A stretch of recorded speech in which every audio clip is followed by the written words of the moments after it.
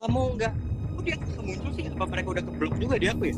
Botox, botox. Lu gak ada duit buat botox, bitch. Stay mad, bitch. You fucking arsloh. Aber, oder sprechen wir auf Deutsch lieber, damit die nicht verstehen können. Aku pilih dia ngerti. Ah, oke. Ya, Aku nggak muncul sih, Mas. nggak tahu. Ayo rame terus.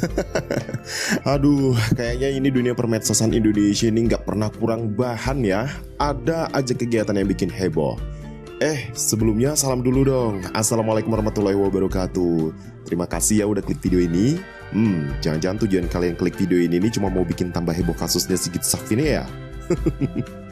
Tapi ya memang iya sih, perasaan banyak hal dari Gita Savitri ini yang dinilai kayak punya potensi mancing keributan gitu ya guys ya. Dan kali ini kita akan coba mengulik lebih jauh tentang satu sosok Gita Savitri ini yang telah berhasil membuat gonjang-ganjing permedsosan warga plus 62. Nah, daripada berlama-lama nunggu, ayo aja yuk kita langsung ke bahasannya.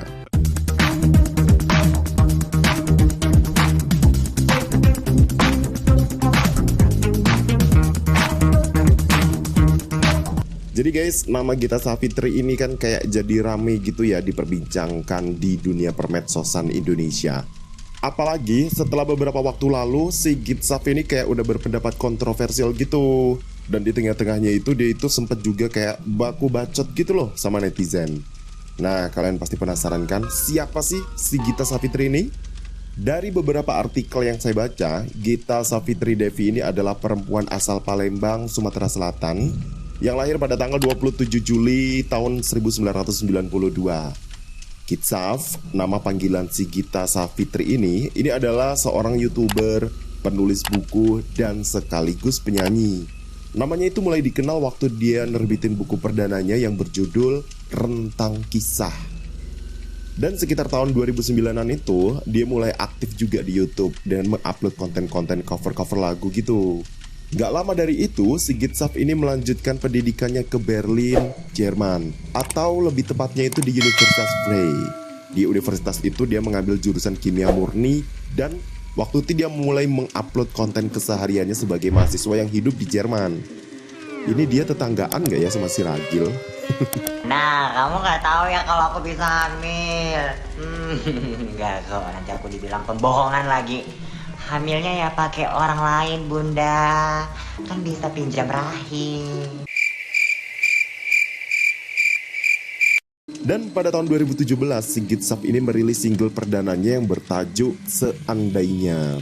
Dan di waktu yang hampir bersamaan, novel dia yang judul Rentang Kisah itu tuh diangkat ke layar lebar yang diperankan oleh Biowan dan Bebit Sabina. Si Gitsaf ini udah nikah ya guys, sama temennya yang kuliah di sana juga. Nama lakinya ini Paul Andreas Partohap, yang dia itu ya konten kreator juga, sama kayak dia. Pada tahun 2018, mereka ini nikah, dan setahun berikutnya, tahun 2019, mereka tuh memutuskan untuk pindah ke Hamburg untuk kepentingan perkembangan karir mereka lah. Dan saat ini, si Gita Savitri ini diketahui kerja sebagai sales eksekutif di Kumar Organic Product Europe.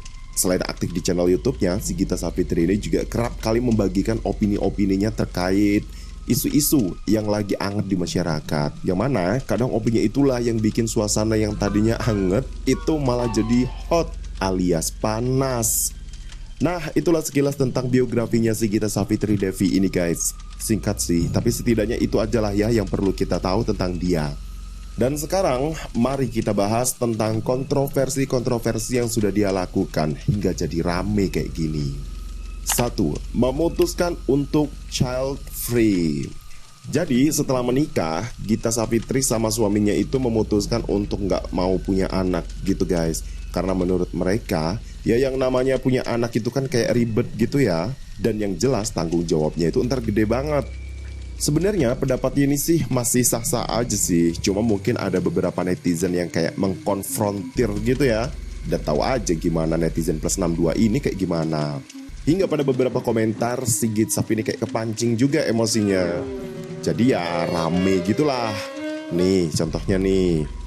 Atau kamu nggak, kok di aku nggak muncul sih? Apa mereka udah keblok juga di aku ya? Botox. Lu nggak ada duit buat botox, bitch. Stay mad, bitch. You fucking arschloch. Aber, oder sprechen wir auf Deutsch lieber. Damit die nicht verstehen können. Enggak, aku pingin dia ngerti. Ah, oke. Iya, Kok di aku nggak muncul sih, Mam? nggak tahu. 2. Singgung soal stunting. Ya sebagai apa ya namanya, influencer. Ya pokoknya orang terkenal gitu deh. Si Gita Savitri ini kan lumayan banyak ya followernya. Nggak kayak saya. Jadi ada satu kejadian yang dimana postingan Gita Savitri ini dikomentari oleh salah satu followernya.